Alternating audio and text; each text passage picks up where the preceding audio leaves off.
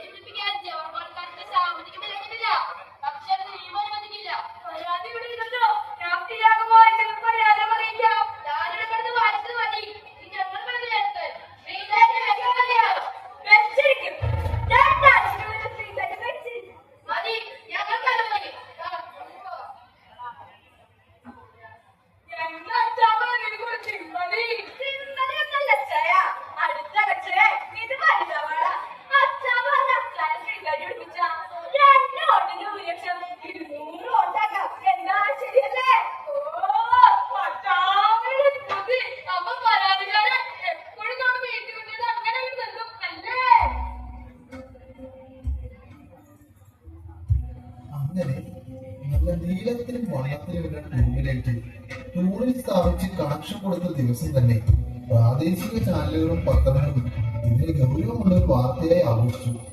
അച്ചായനും അച്ചാമ്മയും ജനങ്ങളെ നോക്കി കൈ നോക്കി കാണിക്കുന്ന ഫോട്ടോ പത്രങ്ങളിലെ പ്രാദേശിക പേജിൽ സ്ഥാനം പിടിച്ചു. പക്ഷേ വെളിച്ചം വന്നതോടുകൂടി പരാതിക്കാരുടെ വരവ് നിലച്ചു. പുതിയ പരാതികൾ വായിക്കാൻ സാധിക്കാതെ പഴയവ തന്നെ വായിച്ചിട്ടും അച്ചായന് സുഖവിവേചനം നടക്കുന്നില്ല. ഒരു വിദൂര സ്വപ്നമായി മാറി അച്ചായന് സുഖവിവേചനം.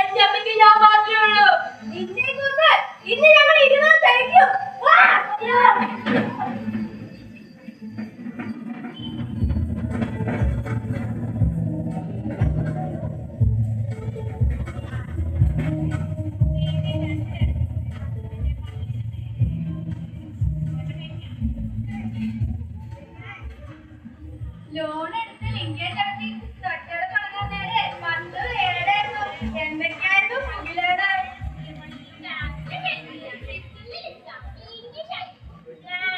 മാസം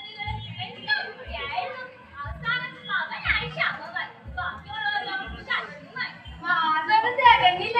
അപ്പോഴത്തേക്ക് എല്ലാത്തിനും പട്ടുമ്പോഴാണ് 10 മുതൽ 4 എന്താ ഇങ്ങനെ വൈകിയത്? ഓന് സ്കൂൾ വരെ പോയതാ. ഓന് എന്ന തലവേദനയാ, ഒന്നും പഠിക്കണ്ട. ഓന്റെ സ്കൂളില് കൗൺസിലിംഗ് സാറുമാര് പറഞ്ഞതേ ഓന്റെ ഈ തലവേദനയുടെ കാരണം കൊറേ ഒച്ചപ്പാടും ബഹളവും കലകൊക്കെയാണ്. അങ്ങനെ മാതാപിതാക്കളെ കൗൺസിലിംഗ് വിളിച്ചിട്ട് പോയിട്ടുണ്ട്.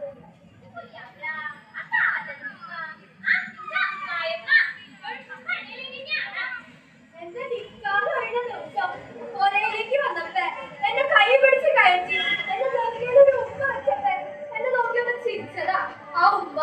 ഇപ്പൊ നിക്കാഹ് കഴിഞ്ഞ് വർഷം 12 ഇതുവരെ ഒന്നും ചിരിച്ചിട്ട് പോയിട്ടില്ല. എന്റെ ജമീല നമ്മള് വേണ്ടത്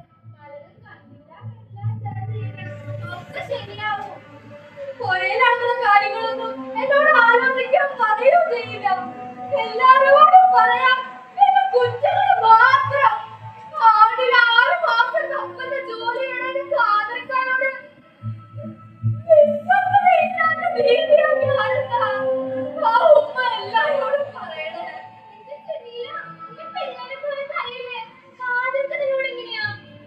ഒന്ന് ആശ്വസിപ്പിക്കണ്ട. കാതൽക്കാരുടെ ഉമ്മാന്റെ വാക്കുകളാ പ്രമാണം. ഞാൻ എന്റെ വിഷമങ്ങളും പരാതികളും പറയാൻ ചെന്നാ അപ്പ പറയും അനക്കത് ഉമ്മയൊന്ന് സ്നേഹിച്ച, അനക്കത് ഉമ്മ പറയുന്ന അനുസരിച്ച, അന്നൊക്കെ എന്റെ വിശ്വാസം ഞാൻ ആ കടലിൽ പോയി ജോലി എടുക്കണേ. ഇങ്ങനെ ഒരു ലോഡ് പരാതികൾ തിരിച്ച് ഇങ്ങോട്ട് പറയും. എല്ലാം ഒന്ന് തുറന്ന് പറഞ്ഞ് ഒന്ന് കരയാൻ പോലും കൂട്ടില്ലാത്ത അവസ്ഥയാ. എന്നോടെങ്ങനെയാ സാധന സ്നേഹമുണ്ടാ? എന്നോടുള്ള ദേഷ്യം ഒന്ന് വിളിക്കുന്നത് എന്റെ മക്കളോടാ. അവരൊന്ന് കൊഞ്ചിക്കാനോ ഒന്ന് സ്നേഹിക്കാനോ ഒന്നിനും മെനക്കെടാറില്ല. എപ്പോഴും അവരെ വിഷമിപ്പിക്കുകയും കരയിപ്പിക്കുകയും ചെയ്യും. അവധിക്ക് ഉപ്പ വരുന്നത് കേട്ടാ പിള്ളേർക്ക് എന്തോ വല്ലാത്തൊരു ചങ്കിടിപ്പാ. എത്രയും പെട്ടെന്ന് ഉപ്പ പോയാ മതിയെന്നാ പിള്ളേര് പറയട്ടെ. സങ്കടപ്പെടാൻ വിഷമിക്കാനും എല്ലാവർക്കും ഓരോരോ കാരണങ്ങളാണ്. പഠിക്കാത്ത പ്രായത്തിൽ പഠിക്കാതെ, ഒരു വരുമാനത്തിനായി ജോലി സമ്പാദിക്കാതെ, എല്ലാ കാര്യങ്ങൾക്കും ഭർത്താക്കന്മാരെ മാത്രം ആശ്രയിച്ചു കഴിയുന്ന എല്ലാ സ്ത്രീകളുടെ ജീവിതം ഇതുപോലെ ദുരിതങ്ങൾ നിറഞ്ഞതായിരിക്കും. അതിനൊക്കെ ഒരു മോചനായിരുന്നു ഈ അയൽക്കൂട്ടോ ഈ കുടുംബശ്രീ പ്രവർത്തനങ്ങള്. വല്ല സത്യാട്ടോ. പക്ഷേ ഇനി മുതൽ ഇതിനൊന്നും പോകണ്ട, പുറകെ ഇരുന്നാ മതിയെന്നാ കാതൽക്കാട് താക്കീത്. അതുകൊണ്ട് ഇനി ക്യാഷിലിരിക്കാൻ ഞാനുണ്ടാവില്ല. സങ്കടങ്ങൾ പറഞ്ഞ് നേരെ പോയത് അറിയില്ല. ഞാൻ പോട്ടെ. ഇനി വൈകിയ അത് മതി ഇന്നത്തെ ബുദ്ധിയില്. ഞാൻ പോവാ. പിന്നെ ആ പ്രസിഡന്റ് അച്ഛാമ്മയോടൊന്ന് പറഞ്ഞേക്കണം ഞാൻ പോയിന്ന്. അതും പോയി, 10 പോയി, ഇപ്പൊ 4. അതിൽ ഒന്ന് പോയി 3. 3 പേരും കൂടെ എന്തെങ്കിലും ചെയ്താലേ 3 തോന്നി പണക്കാർ വന്നിട്ട് ആടാ. എന്നാ നിങ്ങൾക്ക് അച്ഛാമ്മോട് പറയാൻ പറ്റണ്ട. ഞാനെന്തൊക്കെ നമ്മളുടെ വന്നത് പണികളെല്ലാം ഒതുക്കി കഴിയുമ്പോ വന്നോടും ഒരു പ്രസിഡന്റ്. എനിക്ക് അവരുടെ ആണെങ്കിലും തോന്നില്ല കാണുമ്പോൾ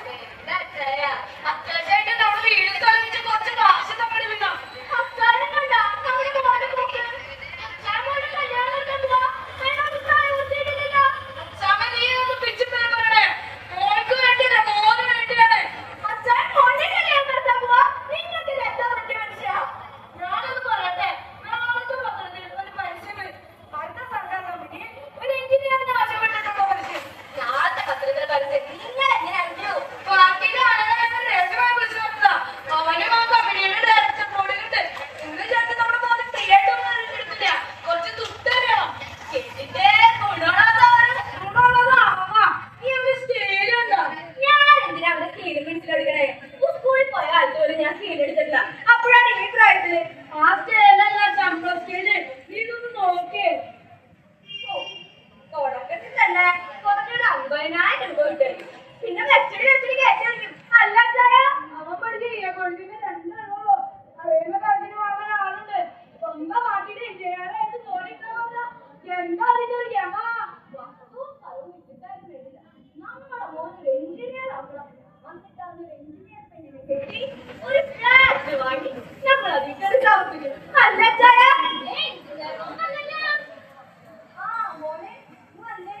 നാളത്തെ പത്രത്തിലെ എഞ്ചിനീയറിന് ആവശ്യപ്പെട്ടോണ്ട് ഒരു പരസ്യം വരും. ഇയാൾ തെറ്റാതെ പൂരിപ്പിച്ചേക്കണം. അതിനുള്ള എല്ലാ കാര്യങ്ങളും ചെയ്തു. അതിനുള്ള തുക ഞാൻ ഉറപ്പിച്ചു കഴിഞ്ഞു. നീ ഇതൊന്നും പോയേ കൂട്ടുകാരോട് പറയാതിരിക്കണ്ട.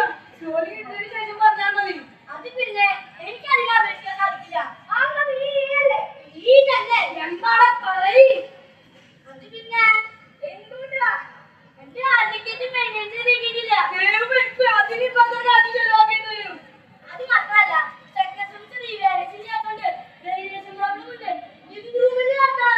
അച്ചായോ ഒരു കാര്യം ഇവന്റെ ഹാർട്ട് ടിക്കറ്റ് മെയിൻറ്റെയിൻ ചെയ്യാനുള്ള കാര്യം എന്തൊക്കെയാണെന്ന് വെച്ചാൽ ഏതാണ്ട് വിളിച്ചു വരാം. അല്ലെങ്കിൽ ആ മന്ത്രിനെ വിളിച്ചു വന്നാലും മതി. ഹാർട്ട് ടിക്കറ്റ് മെയിൻറ്റെയിൻ ചെയ്യുന്ന പോലെയല്ലോ ഏതാണ്ടില്ലാത്തോണ്ട് ഏതാണ്ട് വേണമെന്നല്ലേ ഇവൻ പറയണേ. നിന്റെ കൂടെ പഠിക്കുന്നവർക്ക് ഈ പ്രശ്നം ഉണ്ടോടാ? പിന്നെ അവര് മെക്കാനിക്കൽ ചെയ്തില്ല.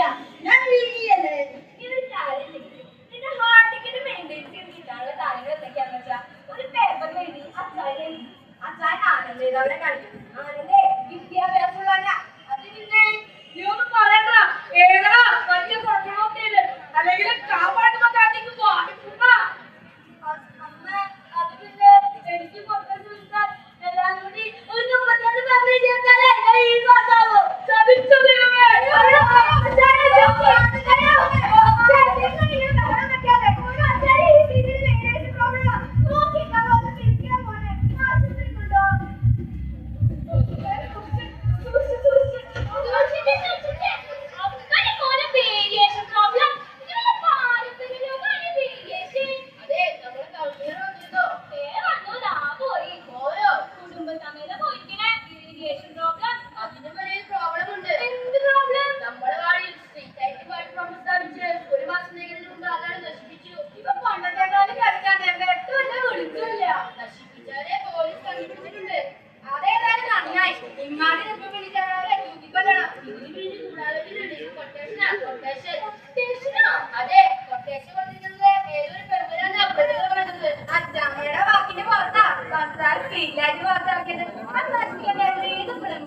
പോലീസ് അന്വേഷണത്തിനാണ്.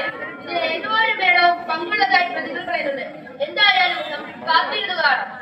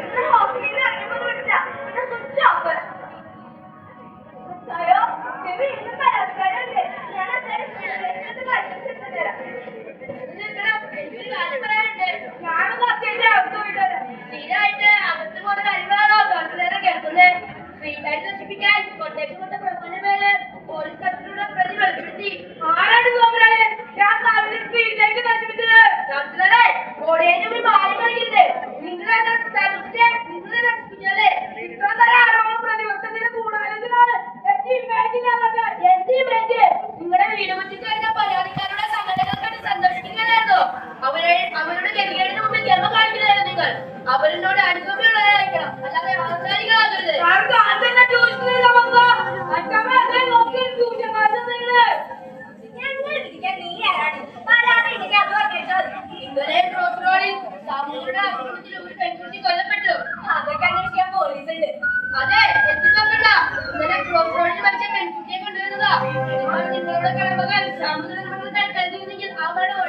വരുന്നത്. അങ്ങനെ നാട്ടിൽ മരണം പീഡനം പോലെ വന്നുള്ളൂ.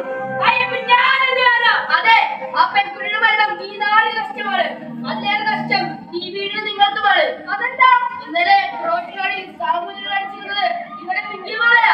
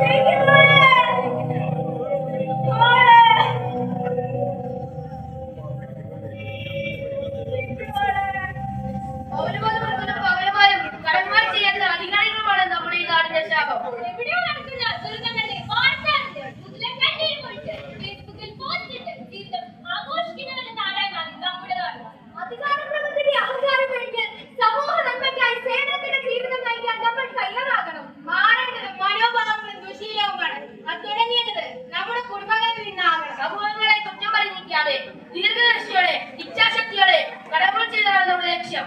അതിനായുള്ള മാർഗമോ നിഷ്കാമകർമ്മം.